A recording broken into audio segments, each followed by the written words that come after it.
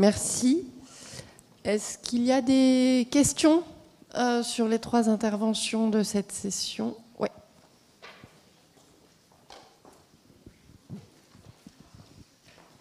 Merci. Oui, merci. Bonjour. Ça serait plutôt pour Anne Labourdette. Bonjour, je suis là. Bonjour. Vous aviez dit tout à l'heure que lorsque votre service a dû prendre en charge ce projet, à l'époque, vous, dans le sens de votre service, vous n'avez pas beaucoup effectivement de connaissances et compétences concernant les protocoles techniques.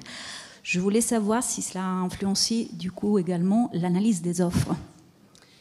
Alors, j'espère que non, puisque pour analyser les offres, je me suis du coup fait aider des spécialistes compétents, en l'occurrence que j'ai trouvé au C2RMF, pour ne pas les citer. Il y en a une pas très loin de moi, mais justement, je savais que ça pouvait être un biais pour la sélection des propositions qui me seraient faites.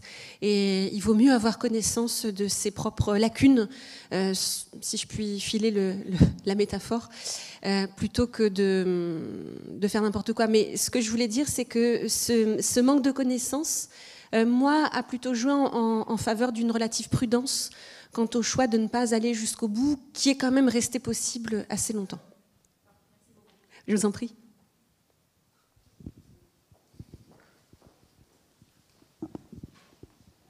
Voilà. Je voulais juste rebondir sur ce qu'on donnait à voir, en tout cas, lorsqu'on décide de ne pas réintégrer. Et c'est en tout cas ce qui s'est passé cette dernière présentation. En fait, ce qu'on expose, c'est les traces historiques du bombardement, en tout cas des conséquences du bombardement de 1948. C'est ce qui est visible aujourd'hui, et le roulage, les dégâts des eaux. Et c'est bien dans ce contexte-là, en tout cas, que les théories de la retouche ont émergé en 1946 d'abord, justement après les bombardements d'après-guerre, et révisées en 1961. Donc je trouve que la présentation lacunaire, ou avec ce qu'on pourrait appeler une retouche reconnaissable, a tout à fait son sens aujourd'hui. Enfin voilà, je voulais remettre en contexte avec les conflits mondiaux. Voilà.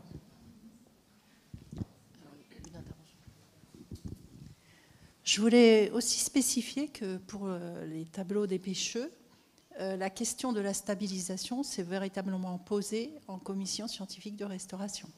Est-ce que ça valait le coup de les stabiliser ou pas? Donc, c'est notamment Antonia Coca qui a également suivi le dossier. Et vraiment, non seulement la question de la réintégration, mais aussi de la stabilisation. Est-ce qu'il fallait mettre un budget pour stabiliser des œuvres dans cet état? Oui, la commission de restauration, j'ai le plaisir d'animer et de conduire avec mon homologue de Clermont-Ferrand, Bruno Itier, c'est effectivement poser la question du ratio de l'investissement pour la collectivité par rapport aux formes de restitution au public qu'il pouvait y avoir. Voilà, que ce soit...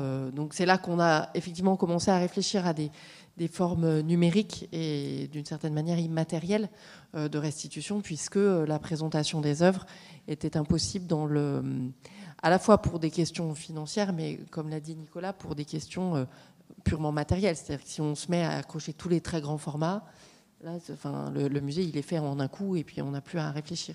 Donc la question fondamentale de est-ce qu'il faut faire juste quelque chose, c'est effectivement posé. Donc après, voilà, où on met le curseur, une fois qu'on se dit, bon, bah, quand même, on va faire quelque chose, jusqu'où on peut aller. Et ce qui est vraiment intéressant, c'est qu'on a poussé la réflexion dans la direction de la mise à disposition du public des œuvres, mais aussi des connaissances qu'on peut acquérir sur les œuvres via ces réflexions. Et dans la restitution de l'histoire matérielle de l'œuvre, c'était ça aussi qui était intéressant, c'est qu'on pouvait vraiment expliquer tout le parcours de cette œuvre et pas seulement s'interroger sur pourquoi on ne voit plus rien, quoi. Oui. Pour rebondir sur cette question justement de la présentation par rapport à l'état de conservation, je pense que le cas de la ceinture est très intéressant parce que pour moi, elle pourrait être présentée telle qu'elle est aujourd'hui en tant que sauvetage archéologique. En fait, la question, c'est comment est-ce qu'on le présente au public et qu'est-ce qu'on va dire de l'œuvre qu'on montre. parce que parfois on assume, notamment dans les musées qui ont subi des dégradations lors des 2 conflits mondiaux ou même à la Révolution, de montrer des œuvres extrêmement altérées pour témoigner d'un état spécifique à un moment donné, mais aussi parfois de limites techniques par rapport à un objet, puisque là, comme on est en effet dans la mise en état pour étude, conformément au livre 6 du Code du patrimoine, qui interdit de restaurer, c'est-à-dire qu'en fait on fait la partie conservation curative et on s'arrête là, bon, ce qui parfois n'a pas forcément de sens, mais qui permet au moins de, à l'INRAP en particulier, de pouvoir toucher l'objet pour l'examiner, l'étudier, etc. Ben, peut-être que cet état-là, enfin moi je le trouve, mais j'ai peut-être un biais, on va dire, en tant que médiéviste, je le trouve déjà super satisfaisant, mais peut-être que pour le public, ça nécessite après peut-être de faire un schéma, en effet, où on imagine le portage de la ceinture, etc., mais peut-être de ne pas toucher, de retoucher à l'objet. Et comme pour le Saint-Esprit, peut-être qu'il pourrait y avoir aussi une restitution imaginaire de l'état initial de la brillance des broderies, puisque Anne n'en a pas parlé, mais l'argent, on le nettoie, mais 5 ans après, il faudrait revenir dessus. C'est-à-dire qu'en fait, c'est des traitements super longs, mais qui sont, c'est Sisyphe, à moins de créer la vitrine de fou, mais qui va coûter le centuple du budget de la restauration, je pense.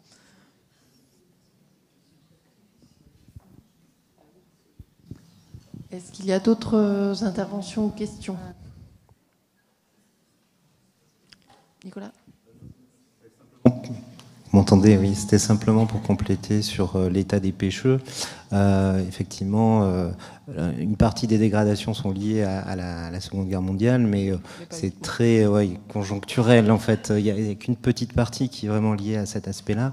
Et cette question est traitée par nos collègues du musée savoisien, plus que par nous, où, finalement, au musée des Beaux-Arts, l'idée est plutôt de redonner un panorama de la création artistique, à la fois en Savoie, en Italie. Donc, effectivement, c'est une question qu'il faut se poser par rapport à la réhabilitation d'un parcours permanent. Et actuellement, donc, nous y travaillons, et comme on sait que ces œuvres ne vont pas le réintégrer, bien finalement, la question de la conservation curative et du numérique est primordiale. Et surtout, ce que je voulais dire, c'est qu'on ne peut avoir que des regrets en allant au tribunal de Chambéry, où on peut voir le 3e grand format de Pêcheux envoyé, qui a été restauré en 58 au moment où il a été déposé au tribunal, et il est en état d'être présenté. Donc, c'est dramatique, mais on est là pour raconter des histoires aussi, et cette histoire peut être racontée grâce au numérique. Donc on va s'orienter pour l'instant dans cette direction. Merci. Je propose qu'on en reste là pour ce matin, sans pour autant conclure que l'intelligence artificielle est l'avenir de la restauration. Les restaurateurs seront d'accord avec moi. Et puis, je vous souhaite bon appétit, et on se retrouve cet après-midi. 14h, je pense.